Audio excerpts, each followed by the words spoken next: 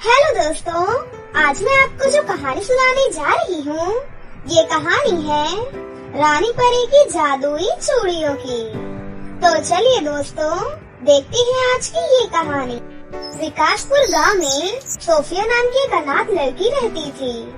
कुछ साल पहले ही सड़क दुर्घटना में सोफिया के माता पिता की मृत्यु हो गई थी, जिसके बाद सोफिया ने दूसरों के सामने हाथ फैलाने से अच्छा मेहनत करके कमाने का फैसला किया। लेकिन सोफिया को समझ नहीं आ रहा था कि वो क्या करे। आखिर मैं क्या करूं? किससे काम मांगू? कौन मुझे काम देगा? तभी सोफिया के कानों में एक आवाज आती है, चूड़ी ले लो चूड़ी, रंग बिरंगी हर रंग की चूड़ी ले लो।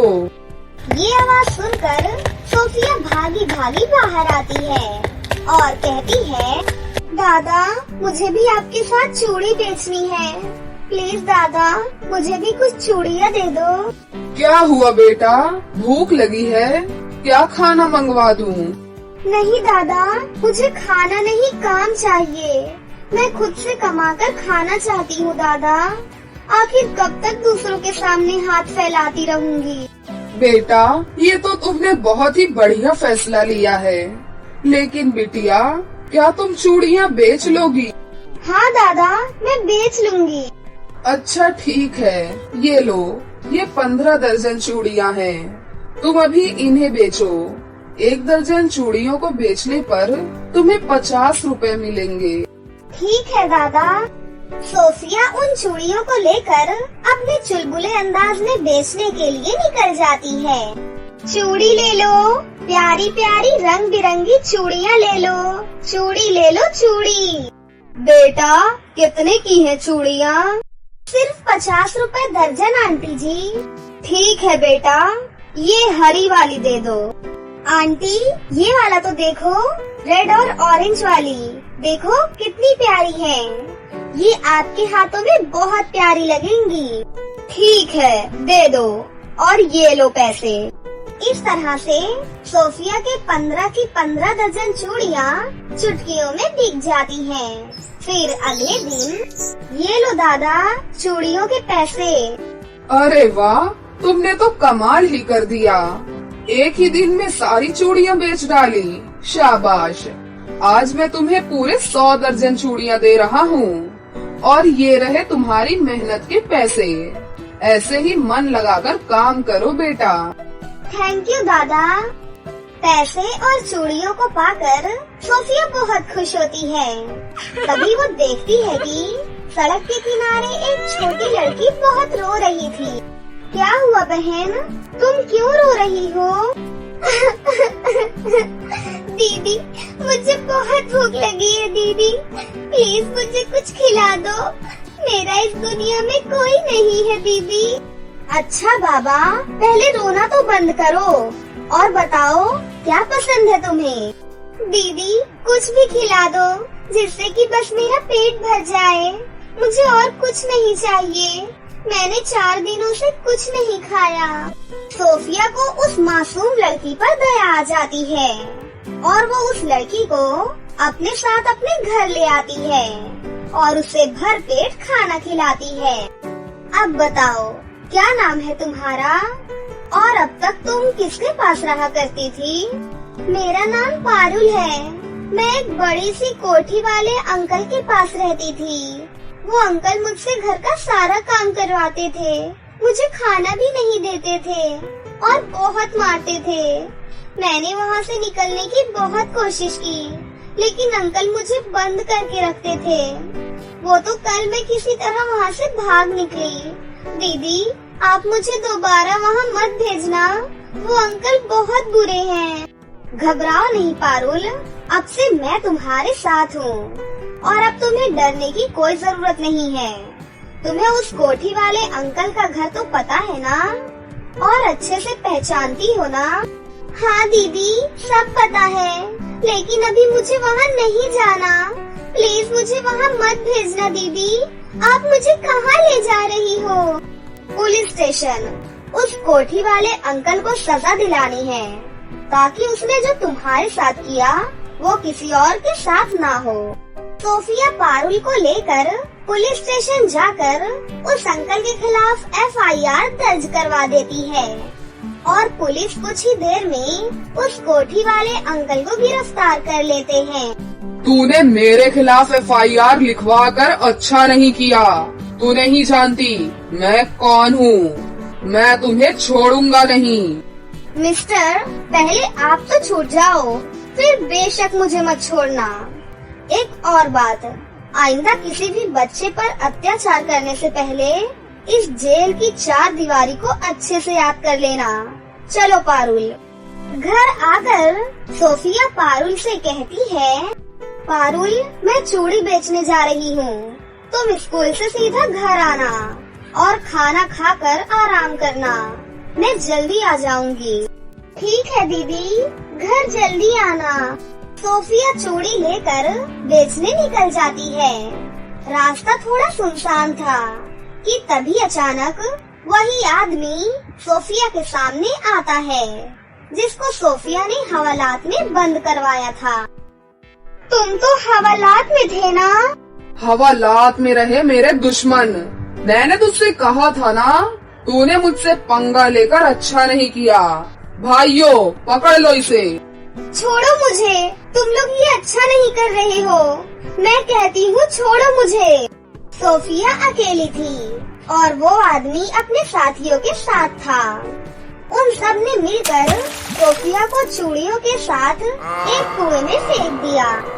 बेचारी, भगवान इसकी आत्मा को शांति दे। इतना बोलकर वो सारे आदमी वहाँ से चले जाते हैं। इधर सोफिया को कुएं की रानी परी बचा लेती है।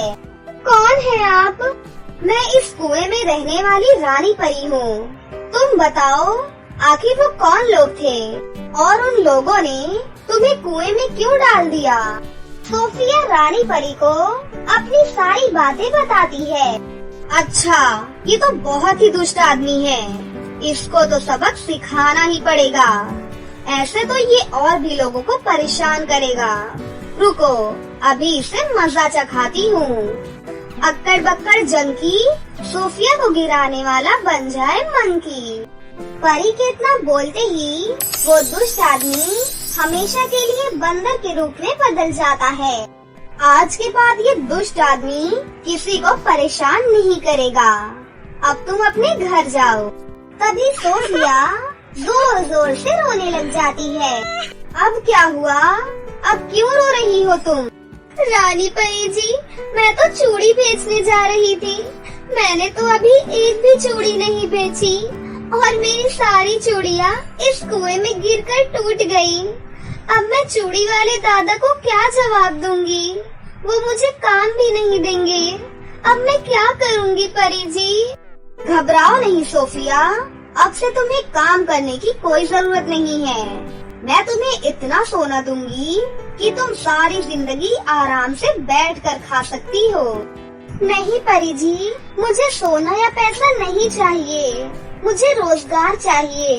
मैं मेहनत करके आगे बढ़ना चाहती हूँ। शाबाश सोफिया, काश सबकी सोच तुम्हारी जैसी होती। अगर इंसान मन में काम करने की ठान ले, फिर उसे दुनिया की कोई भी ताकत नहीं हरा सकती। सोफिया, इस कुएं में चूड़ियों के गिरने से ये कुआं जादुई चूड़ियों के कुएं में बदल गया है। इस कुएं से तुम जितना चाहो उतनी चूड़ियाँ ले जा सकती हो। इन चूड़ियों को ले जाकर अपनी चूड़ियों की एक दुकान खोलो और उसे बेचना शुरू कर दो। सोफिया रानी परी का धन्यवाद कर वहाँ से बहुत सारी चूड़ियाँ लेकर आती है और अपने घर के पास ही चूड़ियों की बहुत बड़ी दुकान खोलती है। सोफिया अपने अच्छे व्यवहार से दिन दोगुनी और रात चौगुनी तरक्की करती है। अब सोफिया के पास किसी भी चीज की कोई कमी नहीं थी। उसके पास सब कुछ था और वो पारुल को बहुत ही अच्छे स्कूल में पढ़ा रही थी और खुशी खुशी अपना जीवन गुजार रही थी। एक गांव में रानी अपने चाचा चाची के साथ रहती थी। कुछ समय पहले उसके माता पिता की मृत्यु हो गई थी, जिस वजह से उसके चाचा उसे अपने घर ले आए थे। लेकिन उसकी चाची उसे बिल्कुल भी पसंद नहीं करती थी और उसकी चाची की एक बेटी भी थी जिसका नाम श्रिया था। श्रिया भी अपनी माँ की तरह बहुत लालची और अत्याचारी थी और एक नंबर की कामचोर थी। माँ, आप इस लड़की को क्यों उठा कर लाई हैं? अरे बेटा, मैं नहीं, इसका चाचा उठा कर लाया है इसे। मैं कुछ बोल भी नहीं पाई, लेकिन तू चिंता मत कर। अरे खुशी मना, हमारे घर में नौकरानी की कमी थी, अब ये आ गई है, सब कुछ संभाल लेगी ये। अरे वाह, ये तो आपने बिल्कुल सही कहा है मॉम। हम इसे नौकरानी की तरह रखेंगे और घर का सारा काम करवाएंगे इससे। उसके बाद दोनों माँ बेटी उस पर बहुत अत्याचार करती हैं और उससे घर का सारा काम करवाती हैं। वहीं कोई भी गलती होने पर वो दोनों उसकी खूब पिटाई करती थी। चाची जी, आपने और श्रिया ने मेरे ऊपर हमेशा अत्याचार किया है। आपने जो काम कहा मैं वो सब कुछ करती हूँ, फिर भी आप मुझे बहुत मारती हैं। मैं अब इस घर में और नहीं रुक सकती चाची जी, मैं ये घर अब छोड़कर जा रही हूँ। अरे हाँ, जा जा, तुझे रोक कौन रहा है? अरे हम तो खुद ही चाहते हैं कि तू हमारा घर छोड़कर चुपचाप चली जाए। जब से आई है हमारे ऊपर बोझ बनकर बैठी हुई है। अरे कब तक फ्री का खाना खिलाएंगे तुझे हम? फिर उसकी चाची उसे धक्के मार कर घर से बाहर कर देती है। रानी रोते रोते वहाँ से चली जाती है और एक पार्क में बैठ जाती है। अब मैं कहाँ जाऊंगी? मेरा तो कोई घर भी नहीं है, न ही कोई ऐसा रिश्तेदार है जो मुझे अपने साथ रख सके। हे ऊपर वाले, अब आप ही कोई रास्ता दिखाइए। रानी वहाँ बैठकर जोर जोर से रोने लग जाती है। तभी वहाँ पर एक बूढ़ी अम्मा आती है। अरे बेटा, तुम क्यों रो रही हो? क्या तुम अपने घर का रास्ता भूल गई हो? रानी उन बूढ़ी अम्मा को वो सारी बातें बताती है। बेटा, बुरा न मानो तो तुम मेरे घर चलो। मेरा भी इस दुनिया में कोई नहीं है बेटी, लेकिन मैं एक गरीब हूँ, भीख मांगकर अपना गुजारा करती हूँ। तुम्हें अपना पेट भरने के लिए थोड़ी मेहनत करनी होगी बेटी। कोई बात नहीं दादी जी, मैं आपके साथ रहने के लिए बिल्कुल तैयार हूँ। रानी बूढ़ी अम्मा के साथ उनके घर चली जाती है और घर का सारा काम करती है। दादी, आप भीख मांगना बंद कर दीजिए, आपकी वैसे भी तबीयत खराब रहती है। मैं गांव में कोई काम ढूंढ लेती हूँ, मुझे काम मिल जाएगा दादी जी। रानी गांव में काम ढूंढने के लिए बाहर जाती है और उसे कुछ घरों में काम मिल भी जाता है। इसी तरह से वो अपना और उस बूढ़ी अम्मा का गुजारा करती है। दोनों खुशी खुशी रहने लगी थी कि एक दिन श्रिया रानी को दूसरों के घरों में काम करते हुए देख लेती है। अरे, मैं तो सोच रही थी कहीं ये मर न गई हो, लेकिन ये तो आराम से अपनी जिंदगी काट रही है। मुझे ये खबर जल्दी से जल्दी अपनी माँ को बतानी चाहिए। श्रिया भागी भागी अपनी माँ के पास जाती है। अरे माँ, आपको पता है, मैंने आज रानी को देखा। वो गांव में 3-4 घरों में काम करती है और अच्छे खासे पैसे कमा रही है। माँ, मुझे उसकी खुशी बिल्कुल बर्दाश्त नहीं होती है। आप कुछ करो ना माँ। अरे बेटा, ये सुनकर तो मुझे भी बर्दाश्त नहीं हो रहा। मैं आज ही पता करती हूँ कि वो कहाँ कहाँ काम पर जाती है। अगले ही दिन चाची रानी का पीछा करती है और पीछा करते करते उसी घर तक पहुँच जाती है जहाँ रानी काम करती थी। तभी वहाँ से एक औरत बाहर आती है। अरे पुष्पा, तू यहाँ क्या कर रही है? अरे सीमा, ये तेरा घर है क्या? मैं तो दूसरों से रास्ता पूछकर यहाँ आई हूँ। तूने कभी बताया नहीं कि तू यहाँ रहती है। अरे तू तो मेरी बचपन की सहेली है। दोनों सहेलियाँ आपस में बातें करने लगती हैं। सुन लड़की, अंदर फ्रिज से ठंडा ठंडा जूस लेकर आ, आज मेरी बचपन की सहेली आई है। फिर रानी जूस लेकर बाहर आती है और अपनी चाची को देखकर हैरान हो जाती है और वो जूस जल्दी से रखकर वहाँ से चली जाती है। हे भगवान, चाची ने तो मुझे देख लिया। अब पता नहीं वो मेरे साथ क्या करेंगी। देख पुष्पा, मेरे पति ने एनिवर्सरी पे मुझे डायमंड का नेकलेस दिया था, कैसा है? अरे वाह, ये तो बहुत सुंदर है। दोनों सहेलियां आपस में बात करने लग जाती हैं। तभी सीमा के फोन पर एक कॉल आता है और वो बात करते करते वहाँ से बाहर चली जाती है। यही सही मौका है। इस नेकलेस को इस लड़की के बैग में डाल देती हूँ। उसके बाद सीमा इसे धक्के मार कर घर से बाहर कर देगी। फिर पुष्पा उस नेकलेस को रानी के बैग में रख देती है। तभी थोड़ी देर में वहाँ सीमा आ जाती है। अच्छा बहन, अब मैं चलती हूँ। समय मिलने पर दोबारा आऊंगी तुझसे मिलने। वो तो ठीक है, लेकिन मेरा नेकलेस कहाँ है? कहाँ रखा तुमने? अरे नेकलेस तो मैंने तुझे दे दिया था ना। मेरे पास तो नहीं है तेरा नेकलेस। वैसे हाँ, थोड़ी देर बाद यहाँ तेरी नौकरानी आई थी, एक बार उससे पूछ ले, शायद उसने कहीं रख दिया होगा। रानी जल्दी से इधर आओ। रानी दौड़ी दौड़ी अपनी मालकिन के पास आती है। जी मालकिन, क्या हुआ? तुमने मेरा नेकलेस कहाँ रखा? मालकिन, मैंने तो आपका नेकलेस देखा भी नहीं है। क्या? फिर मेरा नेकलेस कहाँ है रानी? रानी चुपचाप वहाँ खड़ी रहती है। अरे इन गरीब नौकरों पर इतना जल्दी विश्वास करना ठीक नहीं होता। तुम मेरी मानो और एक बार इसका बैग चेक करो। क्या पता अपने बैग में रख लिया हो इसने। नहीं नहीं मालकिन, मैंने आपका कोई नेकलेस नहीं छुपाया। अरे मैंने तो आपका नेकलेस देखा तक नहीं है मालकिन। पुष्पा रानी का बैग चेक करती है और उसके बैग से नेकलेस निकाल देती है। ये देख, मैंने कहा था ना, इस लड़की ने ही चुराया है तेरा नेकलेस।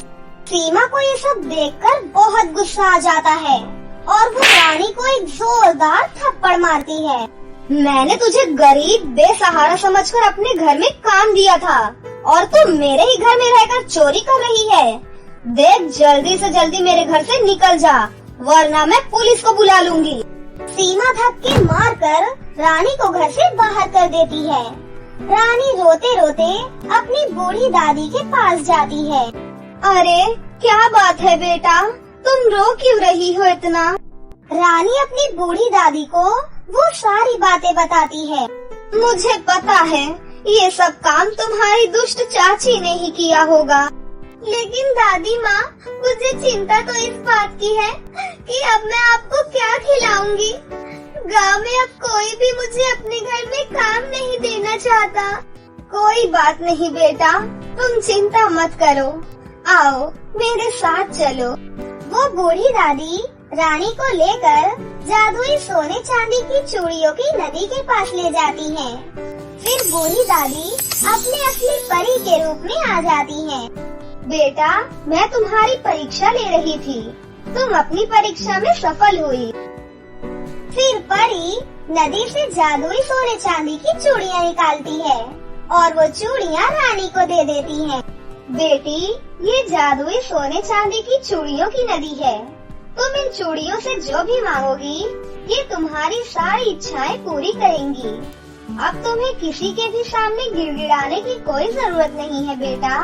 इतना कहकर परी वहाँ से चली जाती है। रानी चूड़ियों से एक सुंदर सा घर मांगती है और खुशी खुशी उस घर में रहने लग जाती है। रानी गरीब और अनाथ लोगों की मदद करने लगी थी। वहीं दूसरी तरफ उसकी चाची और उसकी बेटी को रानी की ये बातें पता लग जाती है और दोनों फिर से चिढ़ जाती हैं। चल बेटा, पता करते हैं आखिर कौन सा चिराग लगा है इसके हाथ, जो रातों रात ये इतनी अमीर हो गई। माँ और बेटी दोनों फिर से रानी का पीछा करती हैं और पीछा करते करते उसके घर तक पहुँच जाती हैं और उसे जादुई सोने और चांदी की चूड़ियों का जादू करते हुए देख लेती हैं। वो चुपके से उसकी दोनों सोने और चांदी की चूड़ियाँ चुरा लेती हैं और उससे खूब सारी चीजें मांगने लगती हैं। तभी उन चूड़ियों से एक रोशनी निकलती है और दोनों माँ बेटी बहुत ही गरीब और लाचार हो जाती हैं। फिर वो जादुई चूड़ियाँ उड़कर वापस रानी के पास आ जाती हैं। दोनों माँ बेटी का अब बहुत बुरा हाल हो जाता है और वो सारी जिंदगी दर दर की ठोकरें खाती रहती हैं। बहुत समय पहले एक गांव में रोशनी और सोनम नाम की दो लड़कियां अपनी चाची चंपा के साथ रहती थीं। चंपा का भी एक बेटा था, उसका नाम विजय था। दोनों माँ बेटा रोशनी और सोनम के साथ बहुत ही बुरा व्यवहार करते थे और उनसे घर का सारा काम करवाते थे। ऐसे ही एक दिन, अरे ओ सोनम की बच्ची, कहाँ मर गई? सोनम वहाँ भागी भागी आती है। हाँ जी चाची जी, क्या हुआ? सुन, मेरे बेटे का गर्मा गर्म बर्गर खाने का मन है। ये ले पैसे और बर्गर लेकर आ, और हाँ, चीज और चिकन वाला ही लाना। चाची जी, बर्गर खाने का तो मेरा भी मन है, थोड़े और पैसे दे दो चाची। तभी उसकी चाची सोनम को एक जोरदार थप्पड़ मारती है और धक्का मारकर उसे नीचे जमीन पर गिरा देती है। जब देखो मेरे बेटे की चीजों पर नजर लगाती रहती है। भुक्कड़, जा यहाँ से, खड़ी हो जल्दी और मेरे बेटे के लिए बर्गर लेकर आ। रोते रोते सोनम वहाँ से चली जाती है। पिताजी ने अपनी खुशी के लिए माँ की मृत्यु के बाद दूसरी शादी कर ली। खुद तो मजे से वो शहर में है और यहाँ मेरी और दीदी की जिंदगी इस चाची ने नर्क बना रखी है। सोनम सुनसान सड़क पर अकेली चल रही थी। तभी पीछे से एक चोरनी आती है और उसके सारे पैसे छीन कर वहाँ से भाग जाती है। अरे चोर, चोर मेरे पैसे लेकर भाग रही है, कोई पकड़ो उसे। लेकिन तब तक बहुत देर हो चुकी थी और वो चोरनी बहुत दूर जा चुकी थी। हे भगवान, अब मैं क्या करूं? बर्गर कैसे लेकर जाऊं? बर्गर नहीं लेकर गई तो मेरी चाची मुझे मार डालेंगी, मेरी बातों पर विश्वास भी नहीं करेंगी। सोनम बर्गर की दुकान पर जाती है। अंकल जी, मुझे चिकन बर्गर दे दो। जरूर बेटा, लाओ, पैसे दो। अंकल जी, मेरे पास पैसे नहीं हैं। अरे बेटा, मैं क्या यहाँ फ्री में लंगर बांट रहा हूँ? जब देखो मुंह उठाकर कोई भी चला आता है। चल निकल जा यहाँ से, पता नहीं कहाँ कहाँ से आ जाते हैं। रोते रोते सोनम अपने घर आ जाती है। क्यों रे कलमुही, इतना समय क्यों लगा तुझे आने में? और बर्गर, बर्गर कहाँ है? चाची, वो बर्गर। अरे क्या वो कहाँ है बर्गर? जल्दी दे मुझे। चाची, वो चोरनी थी, चोरनी मेरे सारे पैसे लेकर भाग गई चाची, मैं बर्गर नहीं खरीद पाई। अरे माँ, ये देखो कितना झूठ बोल रही है। उन पैसों से ये खुद बर्गर खा गई होगी। दोनों माँ बेटा सोनम को पीटने लगते हैं। आज पूरे दिन तुझे खाना नहीं मिलेगा। जा यहाँ से, अंदर जाकर घर का काम कर, हरामखोर कहीं की। रोते रोते सोनम वहाँ से चली जाती है।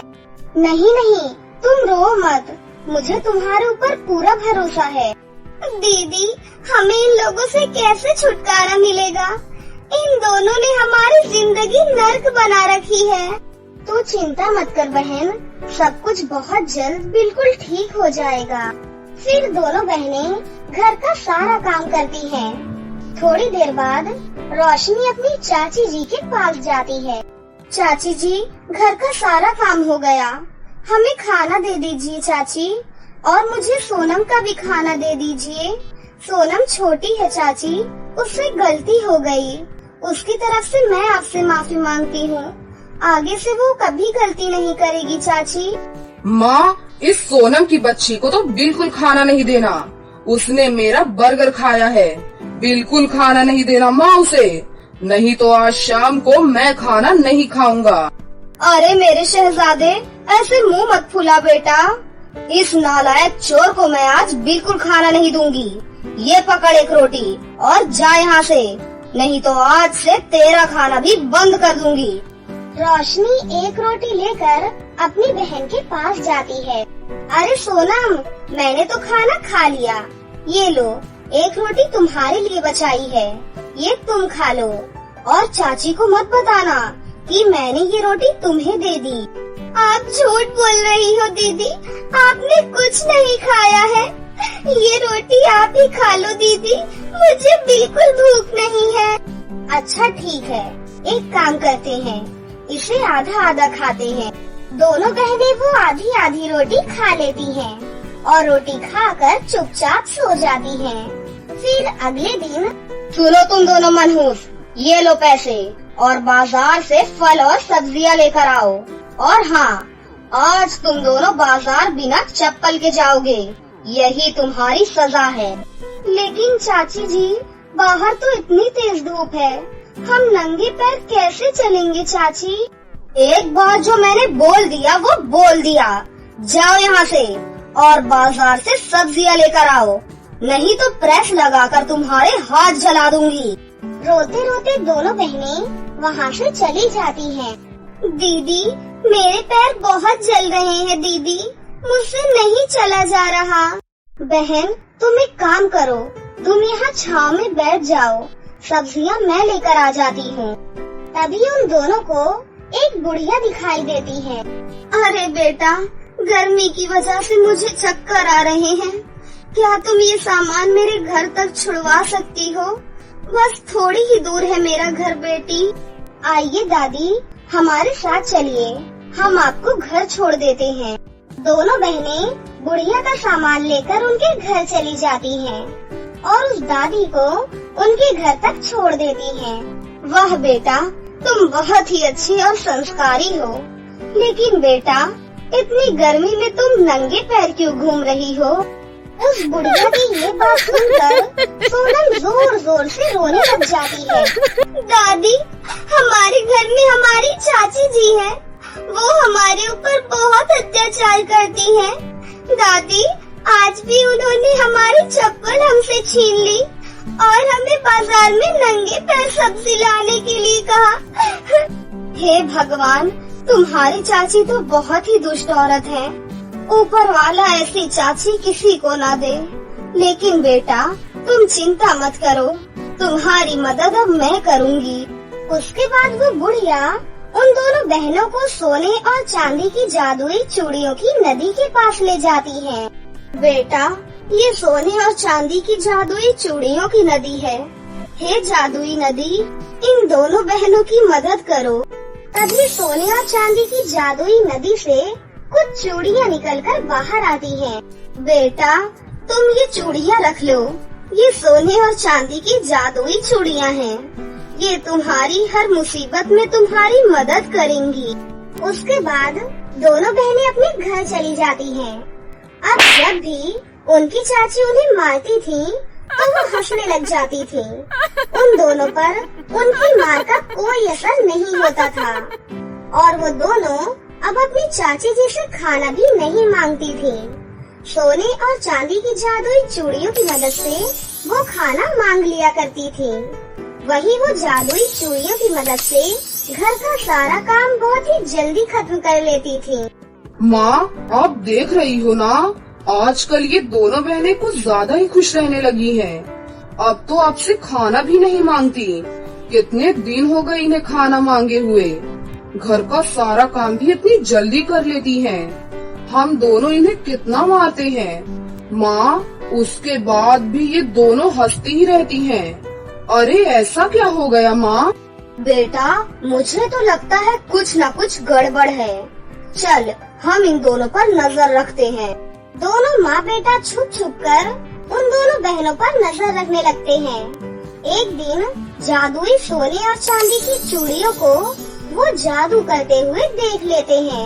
अरे माँ, इन दोनों के पास तो जादुई सोने और चांदी की चूड़ियाँ हैं। माँ, ये चूड़ियाँ मुझे भी चाहिए, अभी के अभी चाहिए। दोनों माँ बेटा उन दोनों बहनों के कमरे में जाते हैं और उनसे जादुई चूड़ियाँ छीन लेते हैं और जल्दी से वो चूड़ियाँ पहन लेते हैं। चूड़ियाँ पहनते ही उन्हें जोरदार करंट लगने लगता है। अरे बाप रे, मर गया, बचाओ हमें, बचाओ। अरे माँ, ये चूड़ियाँ तो करंट मारती है माँ, कुछ करो माँ, कुछ करो, इन्हें बाहर निकालो।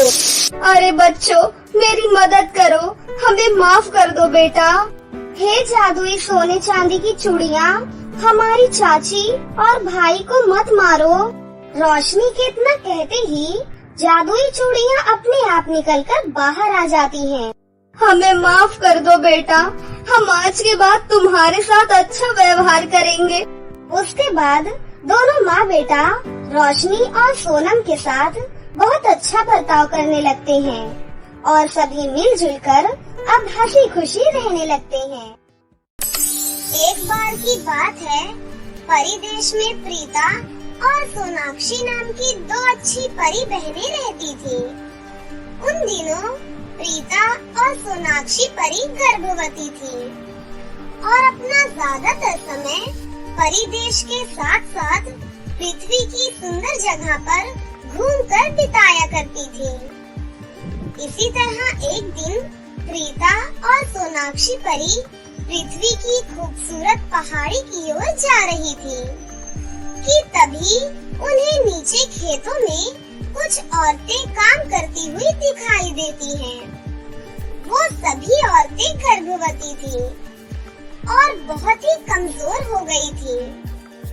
उन्हें इस तरह धूप में काम करते देख प्रीता और सोनाक्षी परी को बहुत बुरा लगता है।